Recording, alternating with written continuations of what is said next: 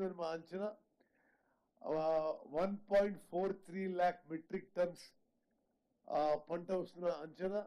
దానికి 80 లక్షల మెట్రిక్ టన్నులు సన్నాలు, 50 లక్షల మెట్రిక్ టన్నులు మరి దొడ్డువడ్లు వస్తాయని చెప్పి మేము ఎక్స్పెక్ట్ చేస్తున్నాం.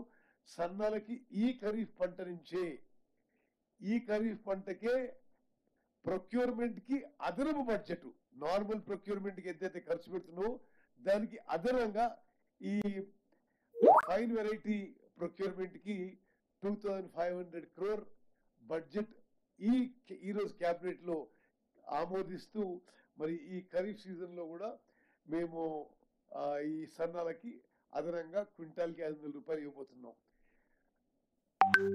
వచ్చే నెల కొత్త తెల్ల రేషన్ కార్డ్స్ ఇష్యూ చేసి జనవరి నుంచి రేషన్ కార్డులు, అన్ని రేషన్ కార్డులకి ఇప్పుడేమో కోర్స్ గ్రెయిన్ ఇస్తున్నాం, దొడ్డు బియ్యం ఇవ్వడం జరుగుతుంది. అప్పుడు అందరికీ 100% సన్న బియ్యం ఇవ్వబోతున్నాం అని చెప్పి కూడా నేను మనవి చేస్తూ మరి మీ అందరికీ నా ధన్యవాదాలు. Thank you.